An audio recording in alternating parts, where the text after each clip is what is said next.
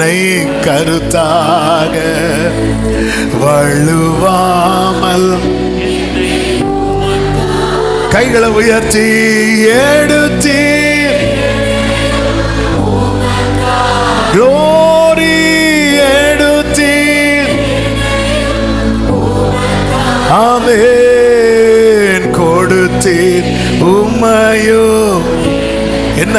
என்ன ஒரு பெரிய ரெவலேஷன் இந்த சரணத்தில் எழுதி வச்சிருக்கிறாங்க. ஆமென். நம்ம சின்ன வயசுல கேட்டு கேட்டு கல்யாண வீட்டில் போட்டு கேட்டு அப்படியே பாடி பாடி பாடி பாடி ஆமென்.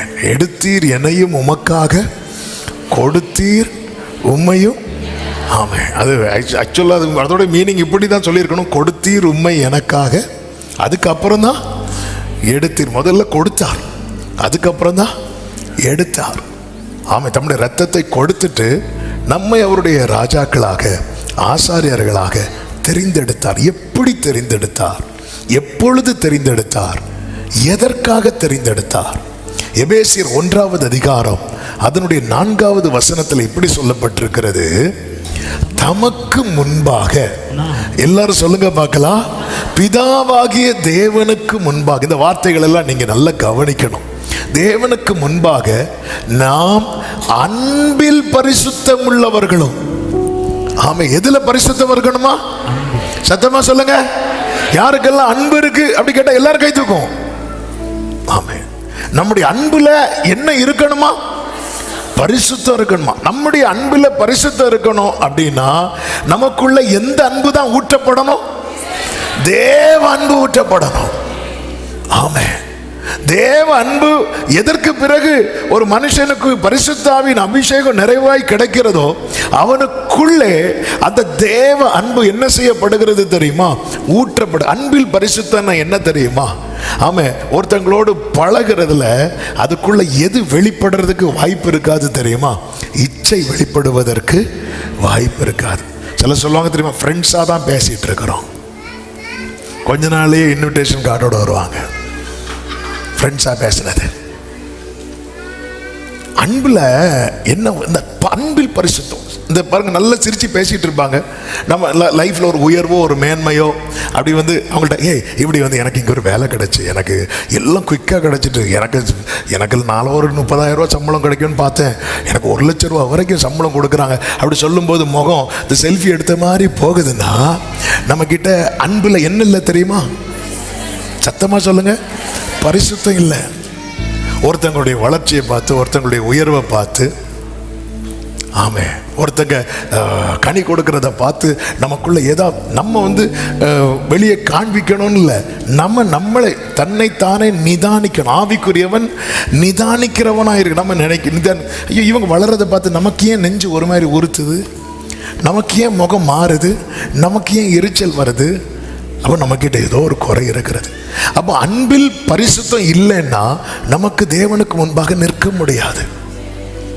தேவனுக்கு முன்பாக நம்ம நிற்கணும்னா அன்பிலே பரிசுத்தம் இருக்கு.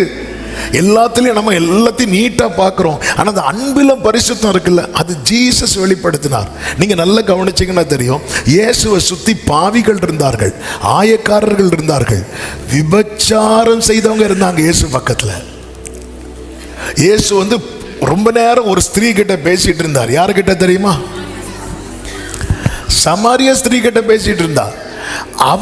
அவரை மாத்தல, அவரு அவளை மாத்திட்டா.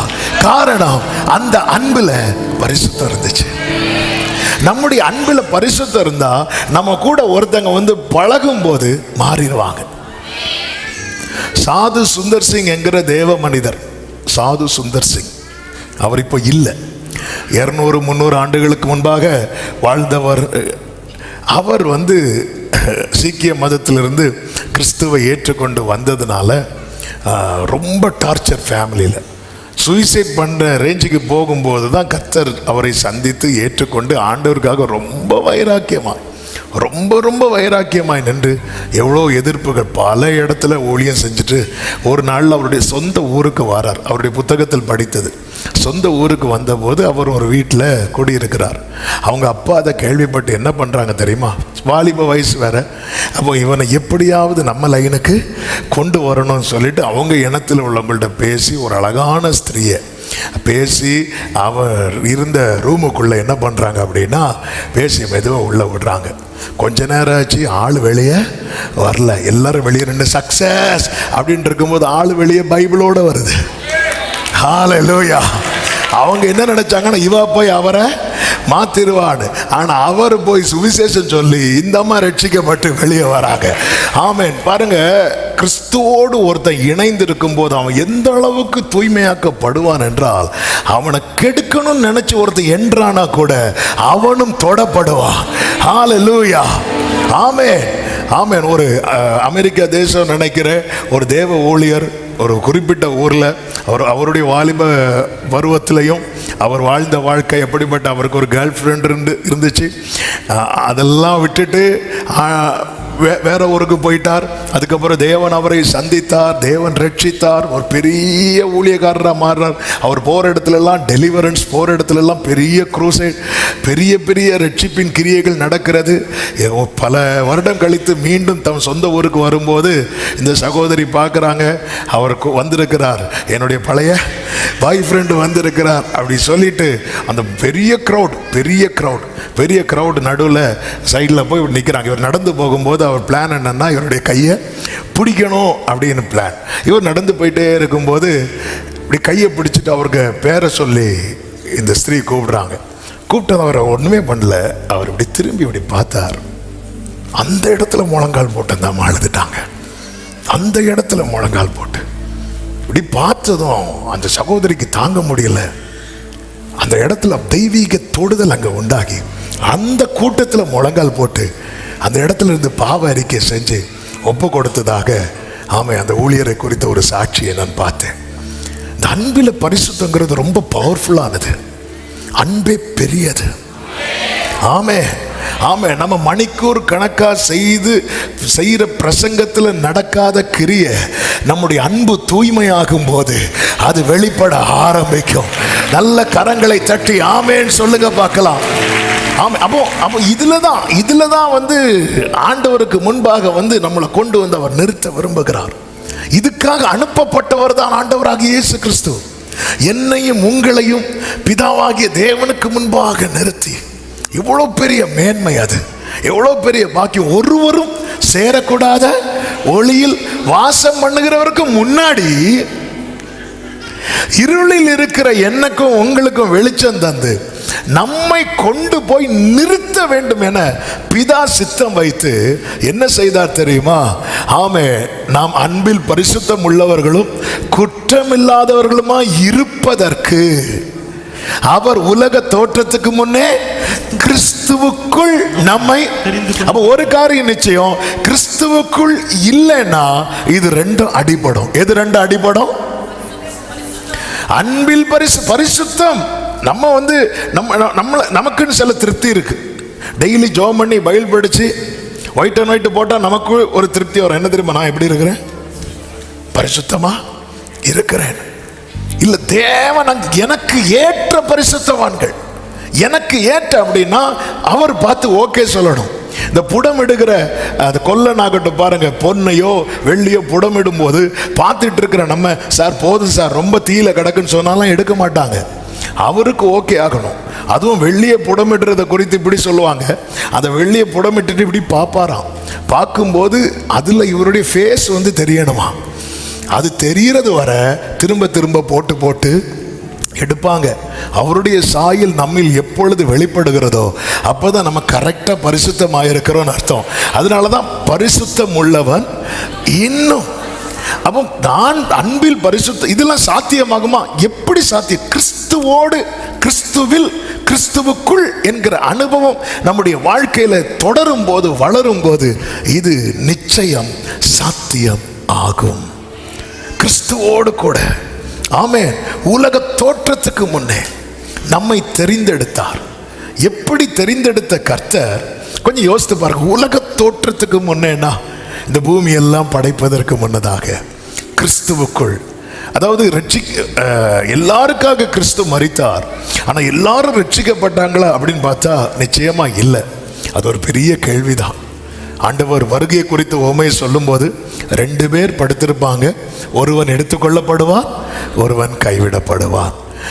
10 கன்னிகைகள், 5 பேர் புத்தியுள்ள ஸ்திரீகள். அப்போ அந்த இடத்துலயே நமக்கு ஒரு கால்குலேஷன் ஓரளவுக்கு தெரியுது. என்ன கால்குலேஷன்? பாதி பாதி. அந்த பாதியில இந்த பக்கமா அந்த பக்கமா என்பதுதான் ஒரு பெரிய கேள்வி. ஆனால் அது நடுவில் நாம இந்த பக்கம் காணப்பட வேண்டும் என்பதற்காக உலக தோற்றத்துக்கு முன்னே கிறிஸ்துவுக்குள் நம்மை தெரிந்தெடுத்த தேவனுக்கு கைகளை உயர்த்தி ஸ்தோத்திரம் செலுத்துங்க பார்க்கலாம். அவர் தெரிந்தெடுத்து என்ன செய்கிறார் தெரியுமா? 3 காரியங்களை செய்கிறார். ஒன்று, கிறிஸ்துவுக்குள் நம்மை ஜெனிப்பிக்கிறார். 1 பேதுரு 1வது அதிகாரம் அதனுடைய 4வது வசனத்தில் இப்படி சொல்லப்பட்டிருக்கிறது. அவர் அவர்னா பிதா, இயேசு கிறிஸ்து மரித்தோரிலிருந்து எழுந்ததினாலே அழியாததும் மாசற்றதும் வாடாததுமாகிய சுதந்திரத்துக்கு ஏதுவாக ஜீவனுள்ள நம்பிக்கை உண்டாகும்படி தமது மிகுந்த இரக்கத்தின்படி நம்மை ரட்சிக்கப்பட்ட எல்லா தேவ பிள்ளைகளும் கைகளை உயர்த்துவர். ஹல்லேலூயா சொல்லுங்க பார்க்கலாம். நாம் எப்படி ஜெனிப்பிக்கப்பட்டோம் அப்படின்னா, மிகுந்த இரக்கம். இந்த வேர்டை கவனிக்கணும். எபேசியர் 1:4 என்ன சொல்லப்பட்டிருக்கிறது? உலக தோற்றத்துக்கு முன்னே தெரிந்தெடுத்தார்னு சொல்லப்பட்டிருக்கு. உலக தோற்றத்துக்கு முன்னே இருக்கிறீங்களா? உலக தோற்றத்துக்கு முன்னே தெரிந்தெடுத்தார். அப்ப உலக தோற்றத்துக்குமே தெரிந்தெடுத்தா அவர் என்ன செய்துதான் ஆகணும்? நம்மளை ஜெனிப்பித்துதான். ஆனா இந்த இடத்துல பைபிள் என்ன சொல்ல தெரியுமா? அவர் எப்படி ஜெனிப்பித்தார் தெரியுமா? உலக தோற்றத்துக்கு முன்னே தெரிந்தெடுத்ததுனால ஜெனிப்பித்தார். இந்த அப்பாவுக்கு இவன் பிள்ளையா பிறந்ததுனால வேற வழி இல்லை இந்த சொத்தை இவனுக்கு. அப்படி இல்லை. இது உலக தோற்றத்துக்கு முன்னே தெரிந்தெடுத்தார். ஆனா என்னை ஜெனிப்பித்தது எப்படி தெரியுமா? தமது மிகுந்த இரக்கத்தின்படி. ஏன்னா என்னை சுற்றி என்னை விட நல்லவங்க இருக்கிறாங்க. ஆமென். என்னை சுற்றி என்னை விட பெரியவங்க இருக்கிறாங்க. என்னிலும் பக்தன்மார், என்னிலும் சக்தன்மார் எத்தனையோ பேர். கொஞ்சம் பிராக்டிக்கலா நீங்க, அதாவது ரட்சிக்கப்பட்ட தேவ பிள்ளைங்க, நமக்கு பாராட்டப்பட்ட அந்த இரக்கத்தை நினைக்கணும். ஏசா யாக்கோபு யாரை தெரிந்தெடுத்தார்? யாக்கோபை தெரிந்தெடுத்தேன், ஏசாவையோ வெறுத்தேன் அப்படி சொல்றார். வெறுத்தேன்னா எனக்கு அவனை ஃபர்ஸ்டே பிடிக்கல அப்படி அல்ல அர்த்தம். 2 பேர்ல ஒரு ஆளை தெரிந்தெடுக்கணும்.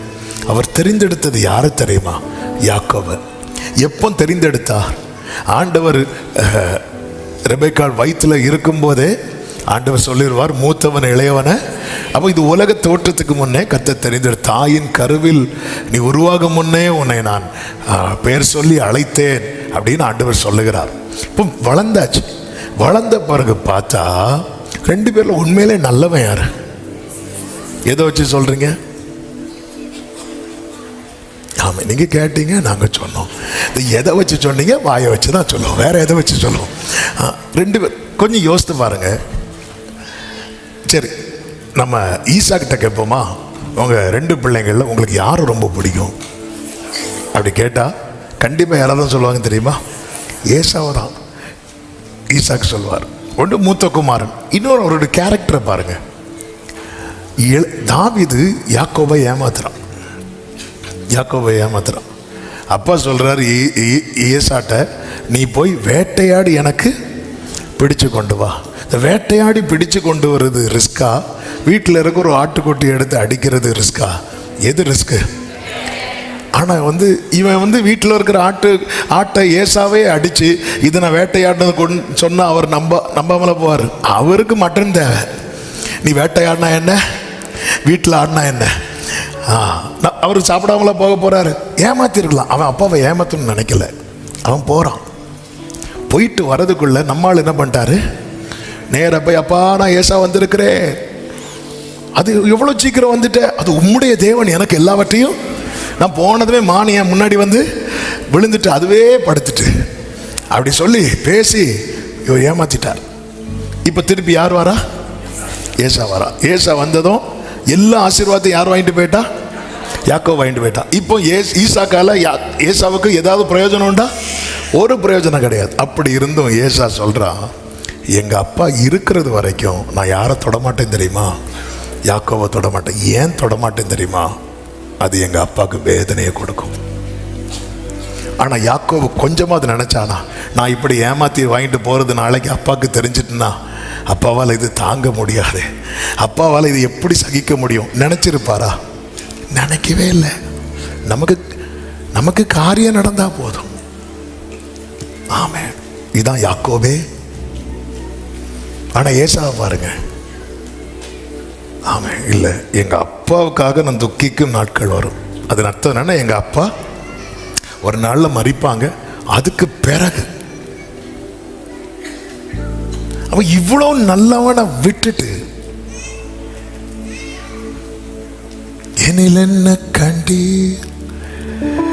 ஏனே. அது மட்டும் இல்ல, இன்னும் ரொம்ப ஆச்சரியம் என்னன்னா, இவர் இது ஏசா என்ன பண்ணுவார்னா, இஸ்மவேல் குமாரத்தியை போய் என்ன பண்ணுவாங்க, விவாகம் பண்ணுவாப்ல. அது வந்து செட் ஆகாது எங்க வீட்டில். இப்போ யாக்கோபு போயிட்டான் அப்படின்னு தெரிஞ்சதும் 28:8 இருக்கு. இந்த ஏசா போய் என்ன பண்ணுவான் அப்படின்னா, ஏசா 9வது வசனத்தை பாருங்கள். கானானிய குமாரித்தையை போய் இவன் என்ன பண்ணுவான் அப்படின்னா விவாகம் பண்ணியிருப்பான். 9வது வசனம் 28:9 வாசங்க. ஏசா இஸ்மவேலுக்கு போய் தனக்கு முன்னிருந்த மனைவிகளும் அன்றி ஆபிரகாமுடைய குமாரனாகிய இஸ்மவேலின் குமாரத்தையும் கானானிய குமாரத்திகளை போய் ஃபர்ஸ்ட் இவர் என்ன பண்ணிட்டு வரணும், விவாகம் பண்ணிட்டு வருவான். அப்படி வந்தது 8வது வசனத்தை பாருங்க. கானானுடைய குமாரத்திகள் தன் தகப்பனாகி ஈசாக்கின் பார்வைக்கு ஆகாதவர்கள் என்பதை ஏசா அறிந்திருந்ததுனால இஸ்மவேலுக்கு போய் தனக்கு முன்னிருந்த மனைவிகளும் அன்றி ஆபிரகாமுடைய குமாரனாகிய இஸ்மவேல் குமாரத்தையும் நெபாயோத்தின் சகோதரியுமாகிய மகலாத்தையும் விவாகம் பண்ணி. எதுக்கு விவாகம் பண்ணா? யாக்கோபு இல்ல, கானானிய குமாரத்திகள் வீட்டில் செட் ஆகல. அப்போ அப்பாக்கு ஏதாவது ஒரு கஷ்டம் வந்துன்னா பணிவிட செய்யறதுக்கு ஆள் வேணும். அவன் போய் கரெக்ட். நம்ம எதுக்கு இதை சொல்றேன்னா, நான் இப்படி பண்ணேன் அப்படி பண்ணேன், எங்க அப்பா அப்படி பண்ணாங்க, எங்க தாத்தா இப்படி பண்ணாங்க, அதனால தான் நான் ரட்சிக்கப்பட்டேன் என்று ஒருவரும் எண்ணக்கூடாது. நானும் நீங்களும் ரட்சிக்கப்பட்டது தேவனுடைய தேவனுடைய தேவனுடைய சுத்த கிருபை. அது ஆமென் சொல்றவங்க மட்டும் கரங்களை தட்டி ஹல்லேலூயா. என்னையா தேடினீ ஐயா இயேசுநாதா, உம்மை மறந்தவோர் கைகளை உயர்த்தி என்னையா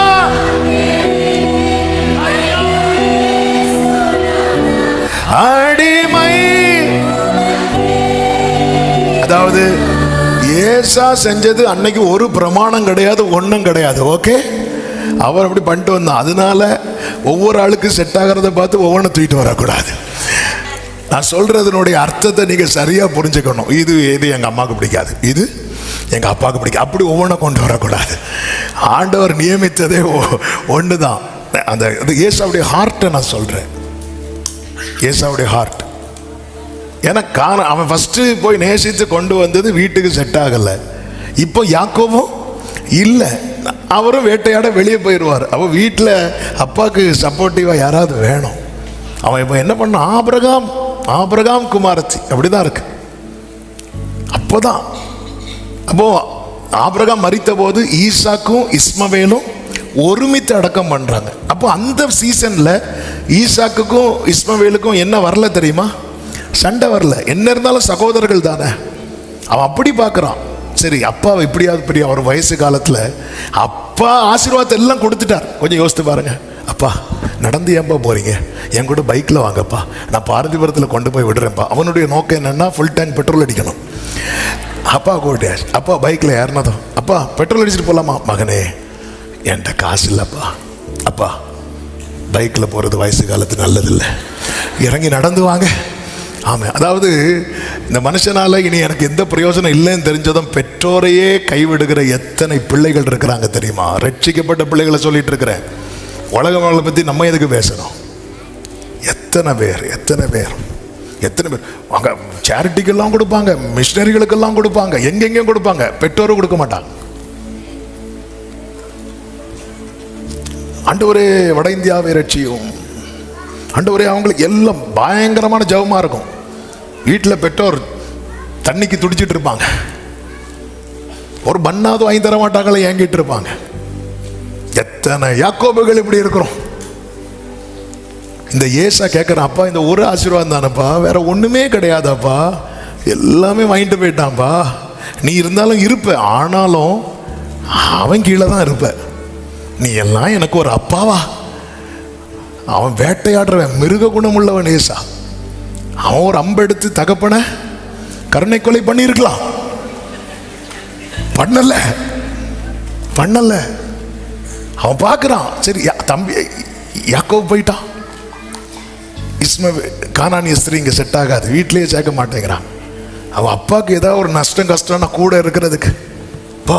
ஆபிரகாம் குமார்த்தி எவ்வளவு நல்லவன், நல்லவனா பார்த்து கத்த தெரிந்தெடுத்திருப்பாருண்டா.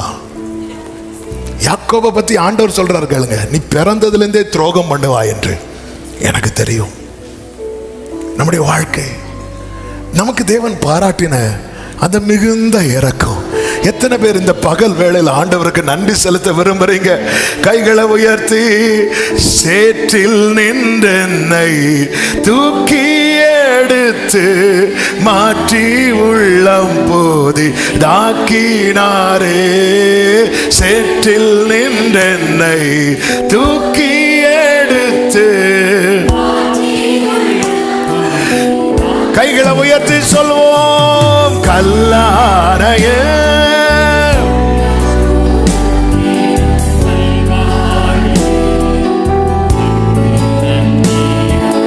பாடிடுவே. ஆமென். உள்ளம் நோருக்கின, ஹல்லேலூயா. ஆமென். கர்த்தர் நம்மை ஜெனிப்பிக்கிறார், தேடி வருகிறார். ஒருவன் கிறிஸ்துவுக்குள் இருந்தால் அவன் எப்படிப்பட்டவனாய் மாறுகிறான்? புது சிருஷ்டி. நாம் நம்முடைய பாவங்களை அறிக்கை செய்து விட்டுவிடும் போது அவரிடத்திலிருந்து அந்த இரக்கத்தை பெறுகிறோம். இரக்கம் என்ன இரக்கம்? அவருடைய இரத்தம் நம்மை பாவங்கள் அற சுத்திகரிக்கிறது. ஒரு சின்ன கரை இல்லாதபடிக்கு முழுமையான சுத்திகரிப்பு. சுத்திகரிக்கிறது மட்டுமல்ல, ஒரு பெரிய விடுதலை கிடைக்கிறது. விடுதலை, விடுவிக்கப்பட்ட நிலை.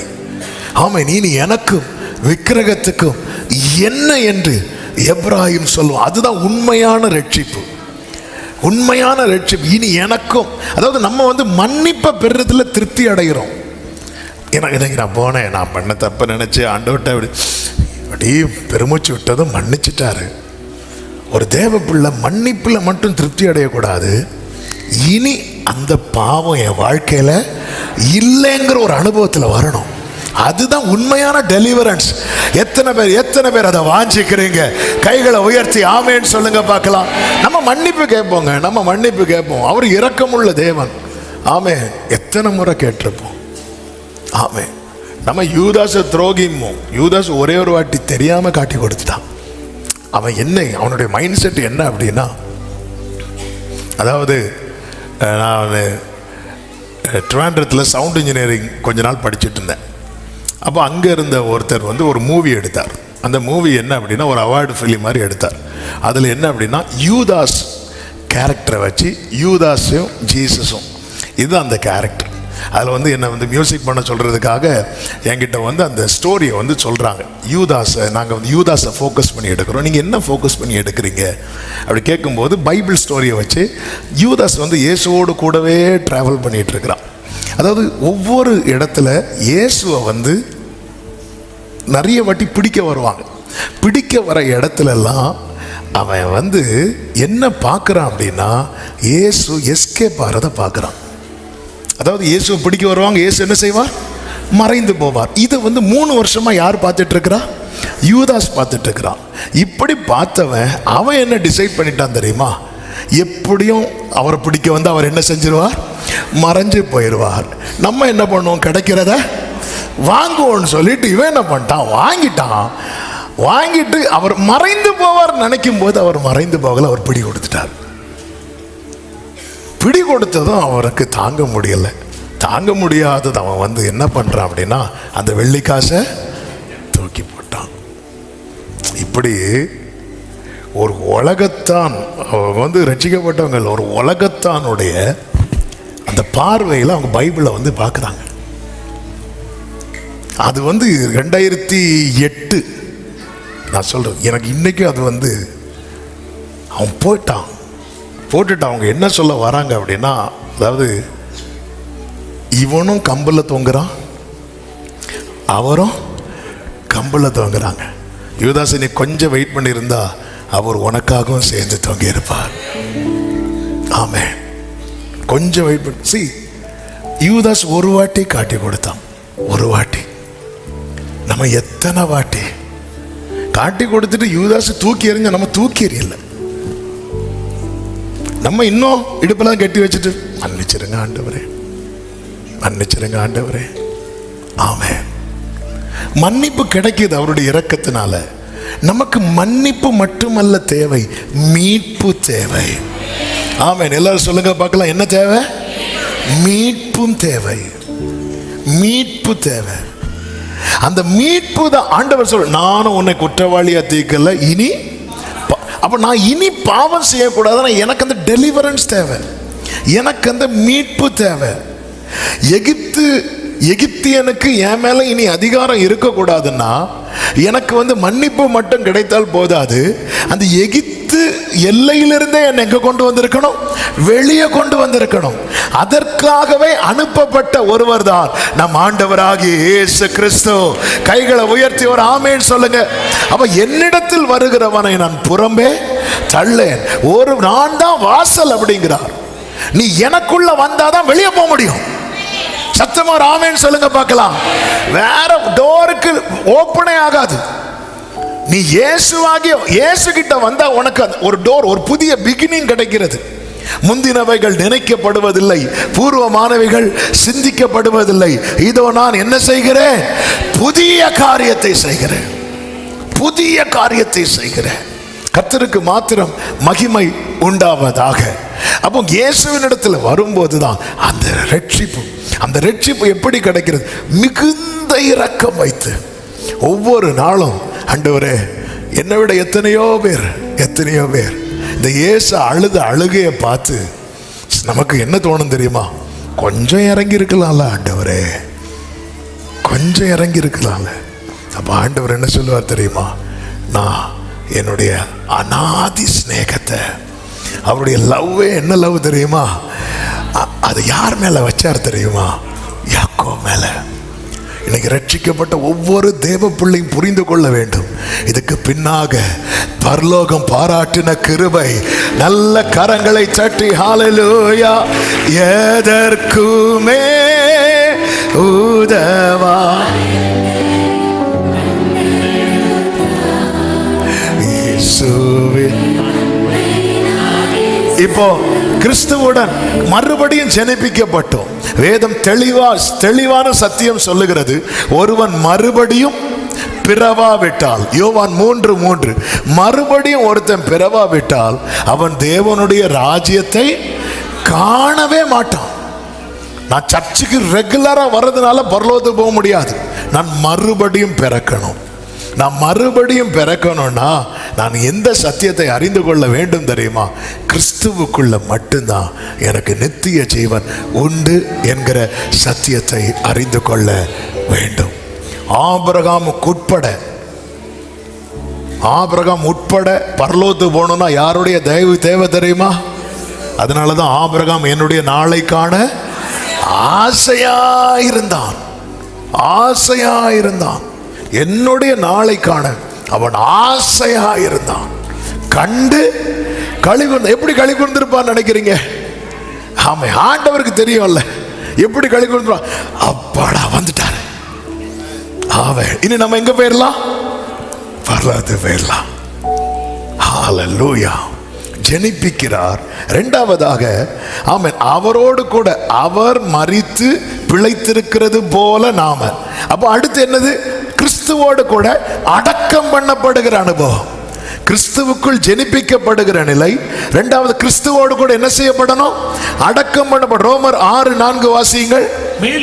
மேலும் பிதாவின் மகிமையினாலே கிறிஸ்து மரித்தோரிலிருந்து எழுப்பப்பட்டது போல நாமும் புதிதான ஜீவனுள்ளவர்களாய் நடந்து. நீங்க இந்த வசனத்தெல்லாம் கவனிச்சீங்களா? நம்மளை யாரோட சேர்த்து வச்சுதான் ஆவியானவர் பேசிட்டு இருக்கிறார் தெரியுமா? கேப்ரியல் கூட கிடையாது, மீகாவேல் கூட கிடையாது.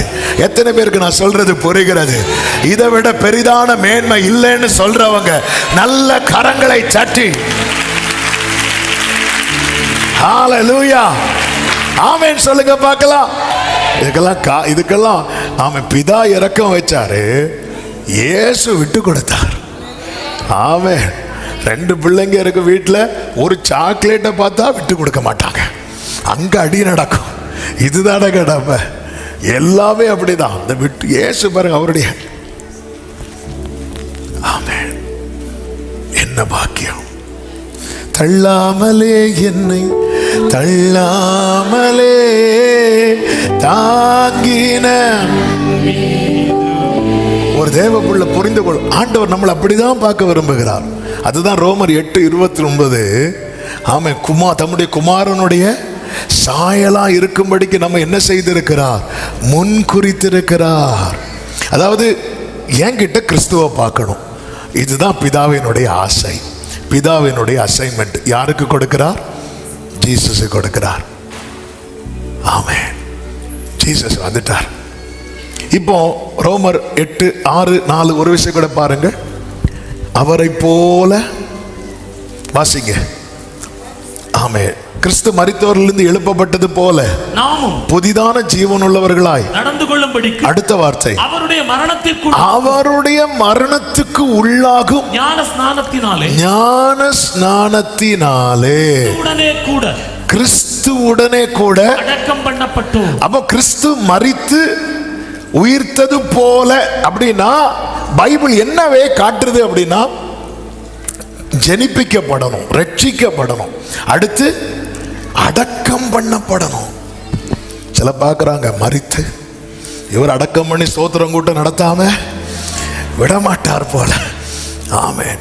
இந்த அடக்கம் பண்ணப்படுதல் என்பது எதை வைத்து சொல்லப்பட்டிருக்கிறது என்றால் ஞானஸ்நானம். ஞானஸ்நானம்.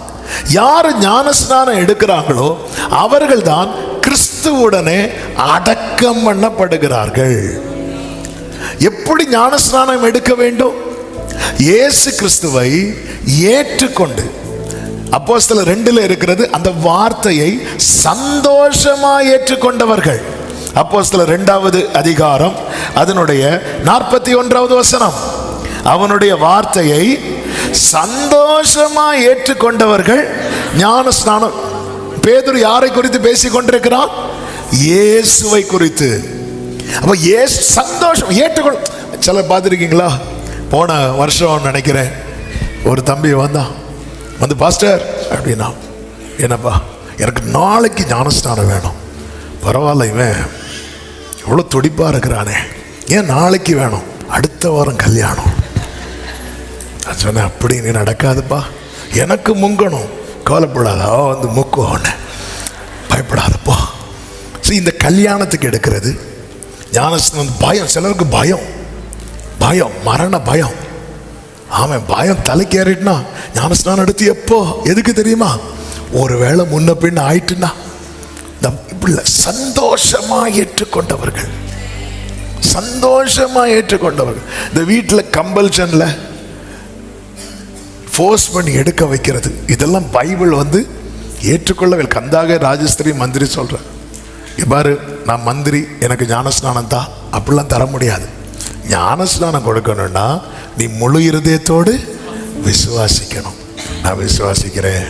மந்திரியா இருக்கிறதுனாலயோ அப்படி இருக்கிறதுனாலயோ எல்லாம் கொடுக்க முடியும். முழு இருதயத்தோடு சந்தோஷத்தோடு. இப்படி யார் உடன்படிக்கைக்கு உட்படுகிறார்களோ அதுதான் பைபிள் காண்பிக்கிற ஞானஸ்நானம். இந்த குழந்தை ஞானஸ்நானம் பைபிள்ல இல்லை, எந்த பைபிள்லையும் இல்லை.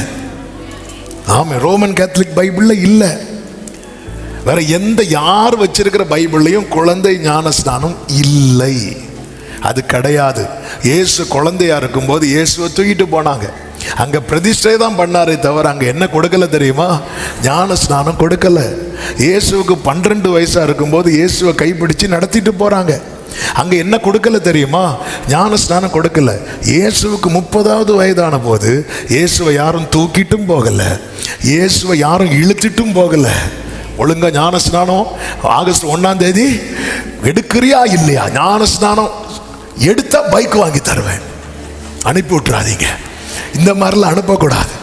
ஆமாம், இது வந்து தேவனோட இந்த கட்டாய திருமணம் தப்பு, குழந்தை திருமணமும் தப்பு. ஆமாம், இது நானா மனப்பூர்வமா விரும்பி. ஹல்லேலூயா. எல்லாருக்கும் காஸ்பல் ப்ரீச் பண்ணப்பட்டது நோவா காலத்தில். ஆனால் பேழைக்குள்ள ஒருத்தன் வரணும்னா மனப்பூர்வமா வரணும். நோவா என்ன பண்ணியிருக்கலாம் தெரியுமா? உள்ளே இருக்கிற புலியை கூப்பிட்டுட்டு வா, ஒரு ரவுண்டு விசிட்டு, ஹவுஸ் விசிட்டிங் போயிட்டு வரோம். எவன் வாரான் இல்லைன்னு பார்ப்போம். இல்லை சிங்கம், நீங்கள் அந்த லைன் போங்க, வராதவனை கடிச்சிரு. அப்படி கிடையாது. அப்படி யாரும் ஆண்டவர் அப்படி பரலோகத்தில் ஆள் சேர்க்கவே மாட்டார். ஆமே, மனப்பூர்வமா விரும்பி. இந்த உடன்படிக்கைக்கு உட்படாம யாராவது இருக்கிறீங்கன்னா நீங்க இன்னும் கிறிஸ்துவோடு இணையவே இல்லைன்னு அர்த்தம். காலத்தை தருணத்தை பிரயோஜனப்படுத்துங்கள். நம்ம நினைக்கிற நேரத்துக்கெல்லாம் ஞானஸ்நானம் கொடுப்பாங்களான்னு கேட்டா தெரியாது. ஆனா கர்த்தர் ஒரு வாய்ப்பு தரும்போது, இது இரட்சணிய நாள், இது அனுகிரக காலம். கைகளை உயர்த்தி ஒரு ஹல்லேலூயா சொல்லுங்க பார்க்கலாம். கிறிஸ்துவோடு கூட இணைக்கப்படும் போது, இந்த உடன்படிக்கைக்கு உட்படும் போது அடக்கம் பண்ணப்படுகிறோம். 5வது வசனத்தில் சொல்லப்பட்டிருக்கிறது, ரோமர் 6:5, ஆதலால் அவருடைய மரணத்தின் சாயலில் நாம் இணைக்கப்பட்டவர்கள் ஆனால் அவர் உயிர்த்தெழுதலின் சாயலிலும். அப்ப உயிர்த்தெழுதலின் சாயல்ல இணைக்கப்படணும்னா கண்டிப்பா எதுல இணைக்கப்பட்டிருக்கணும்? மரணத்தின் சாயல்ல இணைக்கப்பட்டிருக்க வேண்டும். நான் மறுபடியும் சொல்லுகிறேன், நீங்க பியோர் பெண்டிகாஸ்ட் ஃபேமிலியில பிறந்தவங்களா இருக்கலாம், பாஸ்டர் பிள்ளைகளா பிறந்தவங்க ஆனவங்களா கூட இருக்கலாம், சர்ச்சில் தலைமுறை மெம்பர்ஷிப் வச்சவங்களா இருக்கலாம், என்ன வேணா இருக்கலாம்.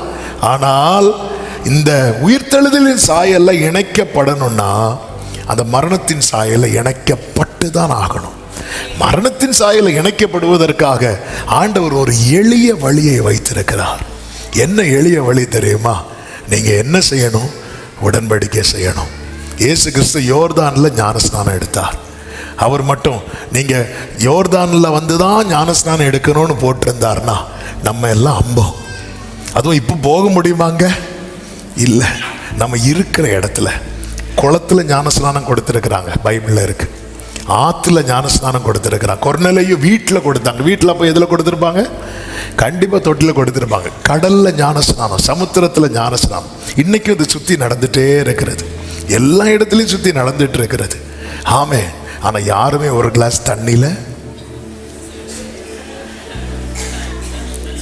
ஆமே, சத்தியத்தையும் அறிவீர்கள்.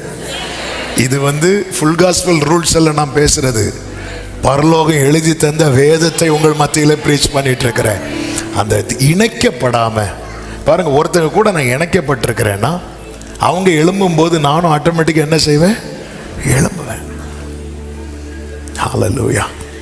சிலர்லாம் உட்காந்து எழும்பும்போது சேரம் கூட எழும்பும் பார்த்துருக்கீங்களா? அது அப்படி இணைக்கப்பட்டிருக்கும். அதாவது நம்ம கூட அட்டாச்சா ஒன்று இருக்குதுன்னா நம்ம எழும்பு. இந்த பிள்ளைங்கள்லாம் இந்த ஸ்கூல்லாம் படிக்கும்போது பின்னாடி இருந்து ஏதாவது பேப்பரோ ஏதாவது நூலோ அதை கட்டி விட்டுருவாங்க ஃப்ரெண்டில் இருக்கிறவங்க. இவங்க எழும்பி போகும்போது அதுவும் கூடவே போகும். எல்லாம் சிலர் இப்படி சிரிக்கிறாங்க, நம்ம பண்ணதெல்லாம் இவருக்கு அப்படி தெரியுது. 3ல் 2 பேர் கண்டிப்பாக பண்ணியிருப்போம். இல்ல இது இணைக்கப்படுதல். கொஞ்சம் யோசித்து பாருங்க, நம்ம கிறிஸ்துவோடு கூட இணைக்கப்பட்டிருப்போம்னா அவர் மகிமையில வெளிப்படும் போது, அவர் வரும் நாளினில் என்னை காரமசைத்து அன்பாய் கூப்பிட்டு, கைகளை தட்டி பாடுவோம். அவர் வரும் நாளினில், ஆமென். அவர் சமூகமதில், அவர் சமூகமதில்,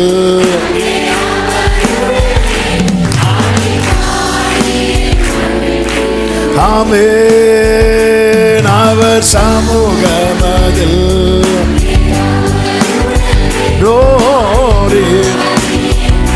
ஆமென். கிறிஸ்துவோடு கூட அடக்கம் பண்ணப்பட்டு அப்படியே கிறிஸ்துவோடு கூட உயிர்ப்பிக்கப்பட்டோம். கொலோசியர் 2:12 சொல்லப்பட்டிருக்கிறது, ஞான ஸ்நானத்தினாலே அவரோட கூட அடக்கம் பண்ணப்பட்டவர்களாயும் அதிலே அவரை மரித்தோரிலிருந்து எழுப்பின தேவனுடைய செயல். என்ன தேவனுடைய? இயேசுவுக்கு தானா எழும்ப முடியாதா? முடியும். ஏன்னா உயிர்த்தெழுதலும் ஜீவனும் யாருதான்?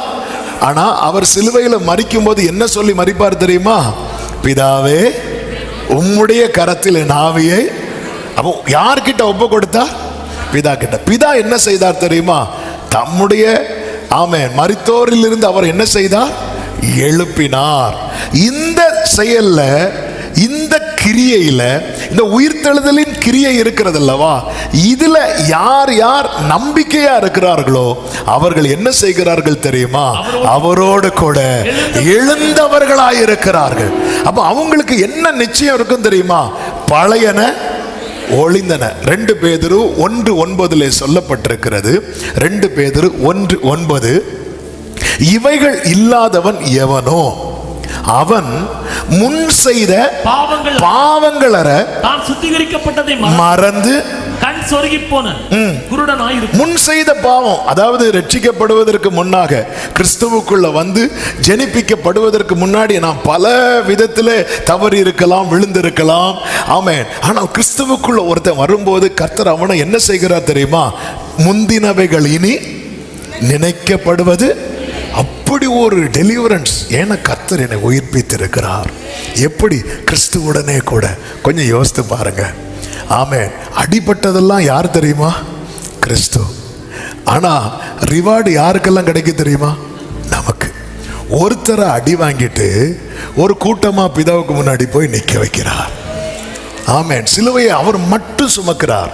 ஆனா பிதாவுக்கு முன்னாடி போய் நிற்கும் போது, இதோ நானும் கர்த்தர் எனக்கு கொடுத்த என் பிள்ளைகளும்.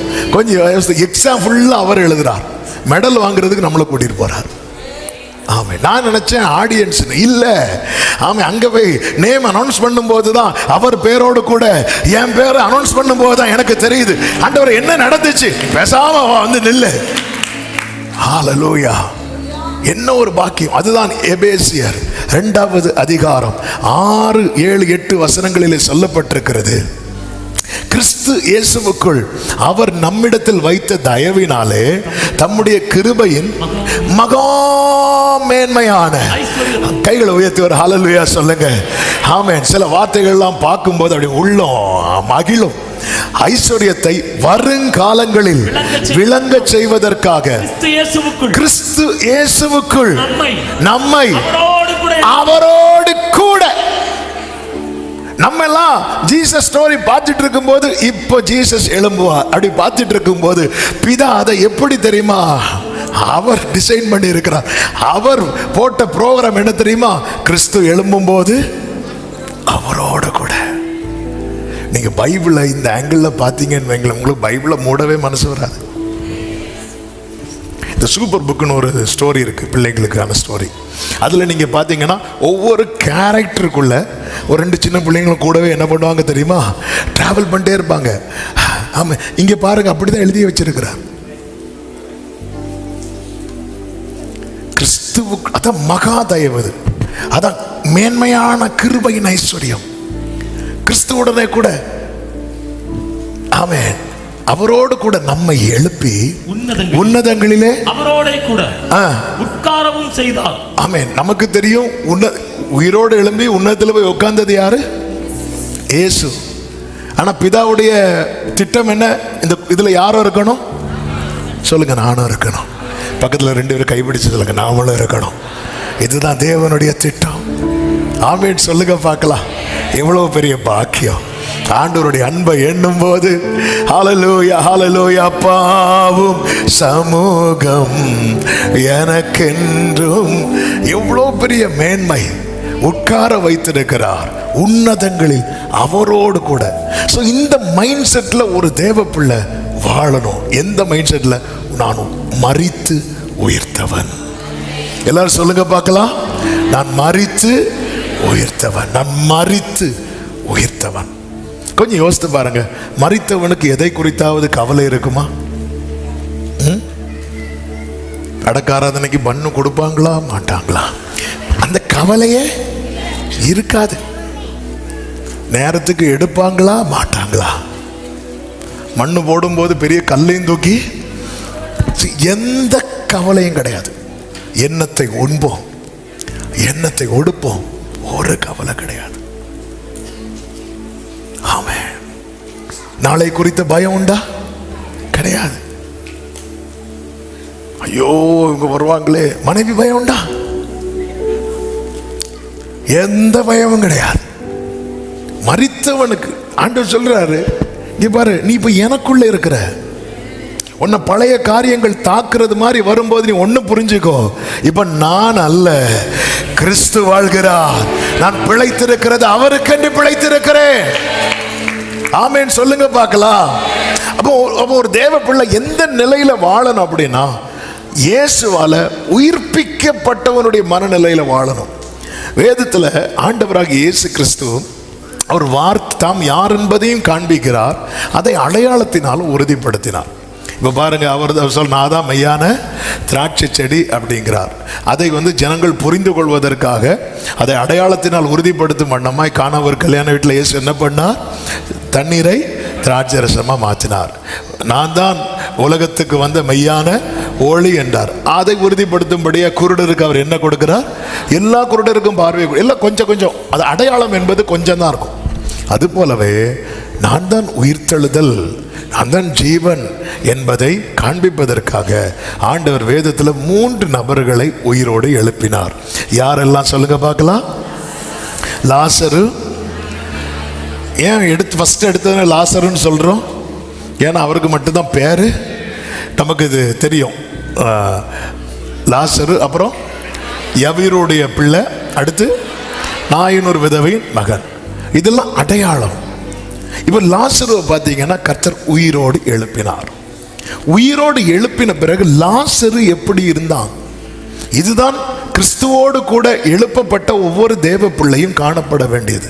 உயிரோடு எழும்புறதுக்கு முன்னாடி லாசரு எப்படி இருந்தான்னா, ஜீசஸ் இருக்கிற இடத்துல லாசரு இருக்க மாட்டான். உயிர்ப்பிக்கப்பட்ட லாசரு, மரித்து உயிர்த்த லாசரு, மரிக்கும் முன் லாசரு, கிறிஸ்துவுக்கு முன் கிறிஸ்துவுக்கு பின். மரித்து உயிர்த்த லாசருக்கும் மரிக்கிறதற்கு முன்னாக இருந்த லாசருக்குள்ள வித்தியாசம் இதான். மரித்து உயிர்த்த லாசருவை பாருங்கள், யோவான் சுவிசேஷம் 12வது அதிகாரம் 2வது வசனம். அங்கே அவருக்கு ராவிருந்து அவர் பெத்தானியாவுக்கு போனார் என்று 1வது வசனத்திலே பார்க்கிறோம். பெத்தானியா போனாலே யார் வீட்டுக்கு தான் போவாரு? மார்த்தாள் மரியாள் வீட்டுக்கு தான் போவாங்க. அங்கே அவருக்கு ராவிருந்து பண்ணினார்கள். மார்த்தாள் பணிவிடை செய்தார். லாசருவும் அவருடனே கூட கைகளை உயர்த்தி ஒரு ஹல்லேலூயா சொல்லுங்க பார்க்கலாம். இதே வீட்டுக்கு இதுக்கு முன்னாடி இயேசு போவார். லூக்கா சுவிசேஷம் 10வது அதிகாரம் 38, 39 வசனங்களை நீங்க பார்க்கும்போது அங்க வாசிக்க வேண்டாம். அங்கே அவர் கிராமத்தில் பிரவேசித்த போது மார்த்தாள் என்னும் பெயர் கொண்ட ஒரு ஸ்திரீ அவரை தன் வீட்டிலே ஏற்றுக்கொண்டாள் என்று சொல்லப்பட்டிருக்கும். அவளுக்கு மரியாள் என்னப்பட்ட ஒரு சகோதரி. அவன் என்ன பண்ணானா, இயேசுவின் பாதத்தருகே உட்கார்ந்து வசனத்தை, ஒரு ஆளுக்கு இயேசுவுக்கு ஏதாவது செய்யணும், இன்னொரு ஆளுக்கு இயேசு எனக்கு ஏதாவது செய்யணும். ஆமென். இந்த 2 பேரும் எங்க தான் இருப்பாங்க அப்படின்னா இயேசுவை சுத்திட்டு இருப்பாங்க. ஆனா அந்த வசனத்தை மேலையும் கீழையும் மேலையும் கீழையும் படிச்சா ஒரு கேரக்டர் அங்க பார்க்கவே முடியாது. யாரை தெரியுமா? லாசருவை அங்க பார்க்கவே முடியாது. அப்ப லாசரு இனி இயேசுவோடு பார்க்கணும்னா அவன் மரித்து உயிர்க்கணும். அவன் மரித்து உயிர்க்கணும். லாசருக்கு வியாதியா இருக்கிறாங்கிற செய்தி வருது. இயேசு சைலண்ட் ஆயிட்டார்.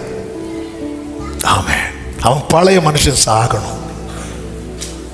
லாசரு வியாதியா இருக்கிறான் அப்படிங்கிற செய்தி வருது.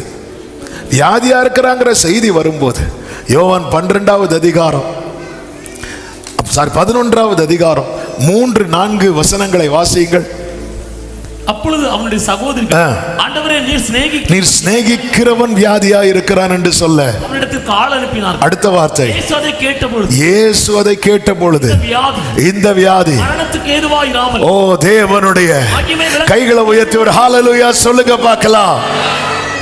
தேவனுடைய குமாரனும் அதனால் மகிமைப்படுவார் என்றார். அடுத்த வார்த்தை, இயேசு மார்த்தாளிடத்திலும் அவளுடைய சகோதரியிடத்திலும் அடுத்து ஒரு வார்த்தை வருது, சேவை செய்கிற மார்த்தாளிடத்திலும் பாதத்தில் அமர்ந்த மரியாளிடத்தில் எப்படி அன்பு வைத்தாரோ அது போலவே தூரமாயிருந்த லாசரு மேலையும் கர்த்தர் அன்பாயிருந்தார்.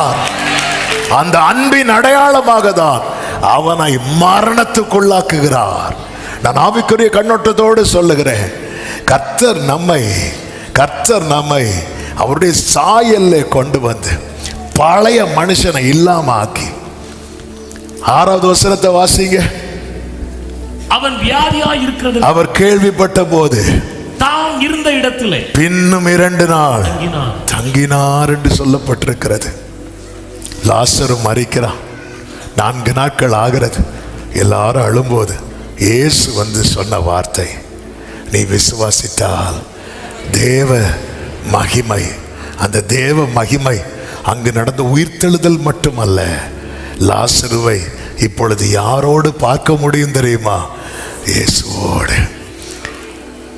12வது அதிகாரம் 2வது வசனத்திலே பார்க்கிறோம், இயேசு லாசருவோடு இருந்தான் என்று சொல்லவில்லை, லாசருவும் அவருடனே கூட ஒருவனானான். அதாவது என்கிட்ட இயேசு வர்றதுக்கு அது அவருடைய இரக்கம். அவர் நினைச்சா வருவார். ஆண்டவர் எதிர்பார்க்கிறது நான் அவர்கிட்ட வரணும். உயிர்த்தெழுந்து லாசருவை உயிர்ப்பித்த பிறகு இயேசு எங்க போகல தெரியுமா?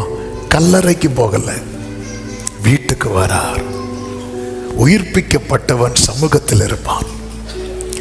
தேவன் என்னை உயிர்ப்பித்தார் என்கிற மனநிலைமையில வாழ்கிறவன் எங்கே இருப்பான்? யாரோடு இருப்பான்? இயேசுவோடு இருப்பான்.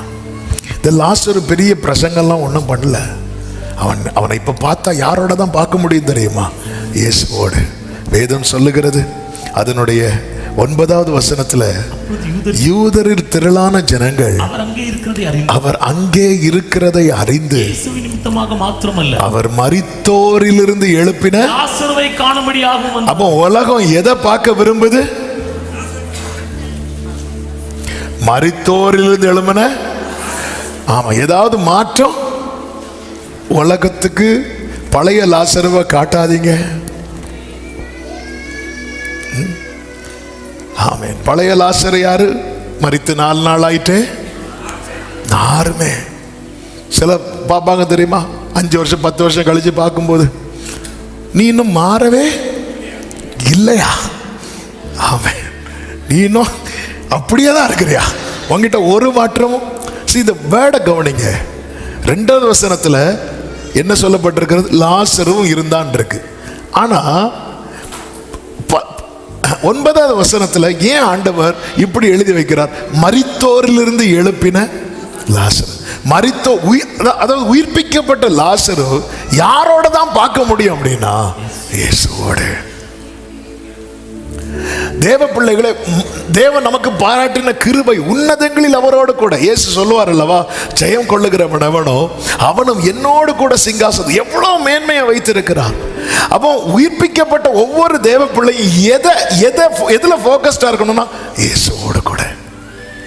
இயேசுவோடு கூட.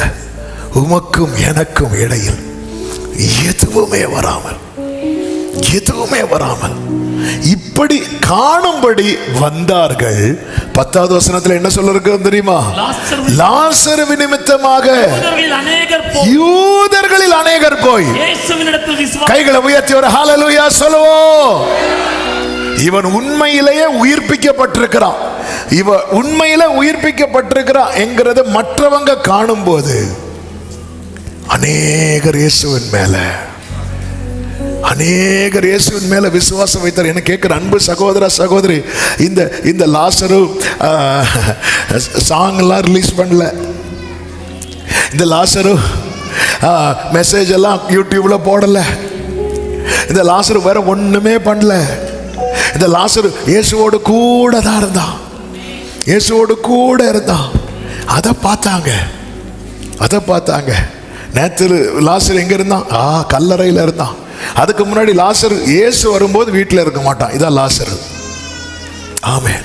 சிலருக்கு தெரியும், சிலருக்கு இந்த எக்ஸாம் டைம் ஃபீவர் வரும் தெரியுமா? அதே போல சிலருக்கு சண்டே ஆனா கஷ்டமாயிரும். அவ்வளவுதான். அதுக்கப்புறம் மீட்டிங் முடிஞ்சதுக்கு அப்புறம் ஆண்டவர் ஜெபத்தை கேட்டு எனக்கு விடுதலை தந்தார். இனி அடுத்த சாட்டர்டே நைட்டு தெரியும். இயேசு வீட்டுக்கு எவ்வளவு பெரிய ஒவ்வொருத்தரா கெஞ்சுவாங்க, எங்க வீட்டுக்கு வாங்க. ஏரோது வரை இயேசுவை பார்க்கணும்னு ஆசையா இருந்தானா. ஆனா இங்க வீட்டுக்கு வராரு. மார்த்தாள் இருக்கிறாங்க, மரியாள் இருக்கிறாங்க, லாசரு இல்லை. ஆனா இப்பொழுது லாசர் இருக்கிறான். இந்த மாற்றத்தை நம்மளை சுற்றி இருக்கிறவங்க பார்க்கட்டும். ஆமென். என்னை காண்போ உம்மை காண உம் சாயல். அப்ப இப்ப என்ன பேச்சு தெரியுமா? பெத்தானியால இயேசு இருக்கிறார், கூட யார் இருக்கிறார் தெரியுமா? வனாந்திரத்திலிருந்து தன் நேசர் மேல் சாய்ந்து கொண்டு வருகிற இவள் யார்? இந்த லாசர் யார் தெரியுமா? உயிர்ப்பிக்கப்பட்ட லாசர். முன்னாடி எப்படி இருந்தான் தெரியுமா? பவுல் அதானே சொல்றாங்க. இந்த பவுலை குறித்து எல்லாரும் எப்படி பேசிக்கிறாங்க? இவன் எப்படி இருந்தான் தெரியுமா? சபையை துன்பப்படுத்துகிறவனா இருந்தான். இப்போ இவன் யாரு தெரியுமா? சபையை கட்டுகிறவனா இருக்கிறான் என்று என்னை பற்றி தேவனை மகிமைப்படுத்தினார்கள். என கேட்கிற அன்பு சகோதரா சகோதரி, தேவன் நமக்கு பாராட்டின கிருபை. அவருக்குள் ஜனிப்பிக்கப்பட்டோம், அவரோடு அடக்கம் பண்ணப்பட்டு, அவரோடு நாம் உயிர்ப்பிக்கப்பட்டு அந்த மேன்மையான ஸ்தானத்தை தேவன் வைத்திருக்கிறார். நாம் புதிதான ஜீவனுள்ளவர்களாய் நடக்கணும். அதுக்கு நம்ம எதை தினமும் நினைக்கணும் தெரியுமா? நான் மரித்து உயிர்த்தவன். பழைய பாவ காரியங்கள் நெருங்கும் போது ஒரு தேவ பிள்ளை இதை கன்ஃபஸ் பண்ணணும். பழையன ஒளிந்தன, இனி எனக்கு விக்கிரகத்துக்கும் சம்மதம் இல்லை, எனக்கு விக்கிரகத்துக்கும் நான் மரித்து. இதை அறியாதபடிக்கு பிரபஞ்சத்தின் தேவனானவன் நம்முடைய கண்களை என்னாக்க பார்க்கிறான் தெரியுமா? குருடாக்க பார்க்கிறான். ஒரு தேவ பிள்ளை, ரட்சிக்கப்பட்ட தேவ பிள்ளை அதை புரிந்து கொள்ள வேண்டும். பழைய காரியத்தை கொண்டு வருவான். எது பழைய பாவம் சொல்லுங்க? பழைய பாவம்னா என்னது? நம்ம இப்போ செய்யாத பாவம் இருக்கிறது அல்லவா, அதுதான் பழைய பாவம். இப்போ செஞ்சுட்டு இருக்கிறது ஃப்ரெஷ்ஷு. அது நாங்கள் எத்தனை வருஷம் செஞ்சாலும் அது புதுசு. கேட்டால் சொல்ல அந்த பழைய பாவம் இன்னும் இருக்குன்னு. பழைய பாவம் இல்லை, அது பழைய பாம்பு. அவன் பாவம் நான் செய்யாமல் இருக்கிறேன் தெரியுமா? அதான் பழையது. அந்த பழையதை புதுசாக மேக்கப் போட்டு கொண்டு வருவான், புது விதத்தில் கொண்டு வருவான். அப்போ ஒரு தேவ பிள்ளை கன்ஃபஸ் பண்ணணும், புரிந்து கொள்ளணும், நான் மரித்தேன். ஆமென். இப்போ நான் கிறிஸ்துவோட கூட தேவனுக்கென்று பிழைத்திருக்கிறேன். ஹல்லேலூயா. இன்றைக்கு நான் செய்யும் இந்த எழுப்பி நிற்கலாமா? என்றைக்கும் காத்திட ஆவியால் நிரப்போ, நோருக்கும் ஊருக்கும் உடையும் வனையும் உமக்கே உகந்த தூய சரீரமா. ஆமென். ஐம்பொறிகளையும் இயேசுவே ஆவியாம். ரெண்டு கைகளை உயர்த்தி வெற்றி வாழ்க்கை அக்கினி ஐம்பொறிகளையோ ஐம்பொறிகளையோ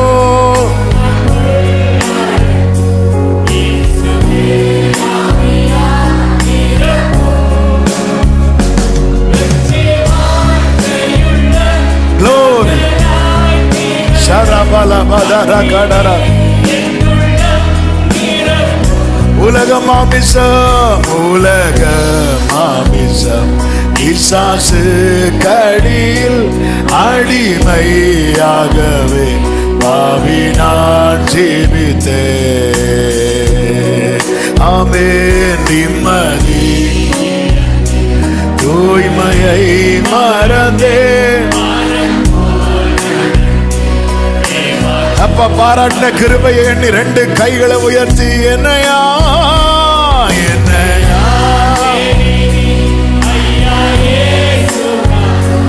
உம்மை மாறந்தவோ என்னையா என்னையா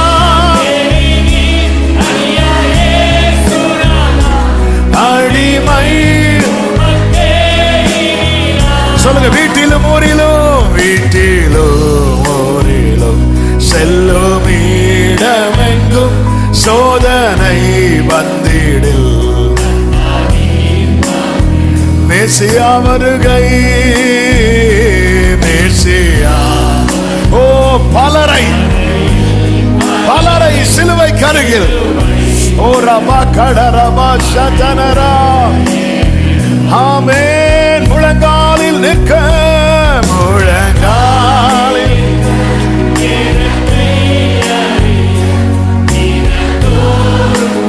ரெண்டு கைகளை உயர்த்தி உமக்கும் எனக்கும் ஆமென்.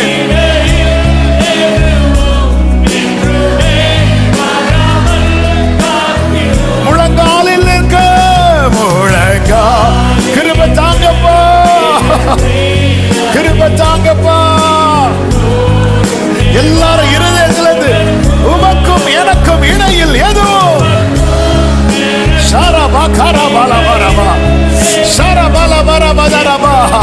மறுபடியும் சொல்லுங்க.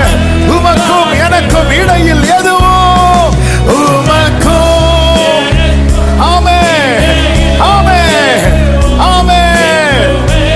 நல்ல கரங்களை தட்டி முழு பலத்தோடு கரங்களை தட்டி கிறிஸ்துவுக்குள் நம்மை எப்பொழுது வெற்றி சிறக்க பண்ணி அவரை அறிகிற அறிவின் வாசனையை நம்மை வெளிப்படுத்துகிற தேவனுக்கு ஸ்தோத்திரம் உண்டாகும்படி. ஹalleluya ஹalleluya ஹalleluya. வெற்றி வாழ்க்கையுள்ள மகனாய் திகழ அக்கினி ஐம்பொறிகளையோ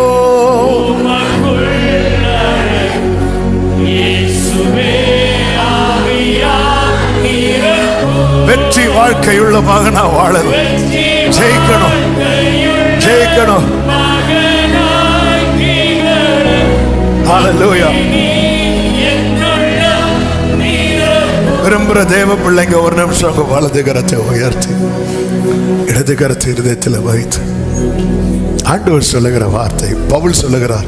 என் மாம்சத்தில் ஒரு முள் கொடுக்கப்பட்டிருக்கிறது. அது என்ன அப்படி கொட்டிட்டே இருக்கும். இதே போல நம்முடைய மாம்சத்துல சில காரியங்கள் அது அப்படி நம்மளை கொட்டிட்டே இருக்கும். சில நேரத்தில் அது நம்மளை அப்படி டெம்ப் பண்ணிட்டே இருக்கும். பவுல் சொல்றாரு, வேண்டாம் ஆண்டவரே. அப்ப ஆண்டவர் சொல்ற, என் கிருபை உனக்கு போதும், என் கிருபை உனக்கு போதும். இந்த பகல் வேளையில எத்தனை பேர் நம்புறீங்க? ஆமென். கிறிஸ்து அடக்கம் பண்ண போட்ட போது, கிறிஸ்து உயிர்த்த போது, அதிலே அவரோடு அவருக்குள்ளே நானும் இருந்தேன் அப்படின்னா என்ன அர்த்தம்? இப்போ நான் அல்ல, இயேசு எனக்குள்ளே வாழ்கிறார், இயேசு எனக்குள்ளே வாழ்கிறார். அப்படியே உங்க வலது கரத்தை உயர்த்தி ஆண்டவர்கிட்ட ஒன்னே ஒன்று கேளுங்க. ஆண்டவரே, வெற்றி உள்ள வாழ்க்கை, வெற்றி உள்ள வாழ்க்கை. ஹல்லேலூயா. மாம்சத்தில் எது எனக்கு ஜெயிக்க முடியாம இருந்ததோ, ஆண்டவரே அப்பா, சத்துருக்கள் என்னை சுற்றிலும் இருக்கிறவர்கள் அறிந்து ஒளிந்து போகட்டும். பழைய மனுஷன் இல்ல, இப்பொழுது இவன் புது சிருஷ்டி. இது பழைய மோசே இல்ல, இது பழைய பவுல் இல்ல, இது பழைய பேதுரு இல்ல. ஹalleluya, ஹalleluya. இது பழைய லாசரு இல்ல, இது மரித்தோரிலிருந்து தேவனால் எழுப்பப்பட்ட லாசரு. அவன் யாரோடு தான் இருக்கிறான்? இயேசுவோடு இருக்கிறான். எத்தனை பேர் விரும்புறீங்க, ஆண்டவரே லாசரு பெரிய பிரசங்கம்லாம் பண்ணல, ஆனா உங்க கூட இருக்கிறத பார்த்த ஜனங்கள் உங்க மேல விசுவாசம் வைத்தது போல, ஆண்டவரே என் மூலம் ஒரு கூட்டம் உம்மிடம் திரும்பும்படி. ஹalleluya. கைகளை உயர்த்தி ஐம்பொறிகளையோ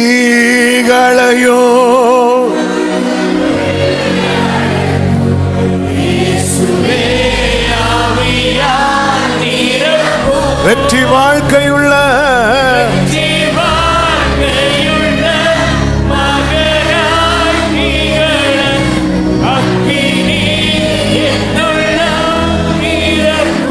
பரிசுத்த பிதாவே, நல்ல தகப்பனே, நன்றி நிறைந்த இருதயத்தோடு உம்மை துதிக்கிறோம். நீர் எத்தனை நல்லவர்.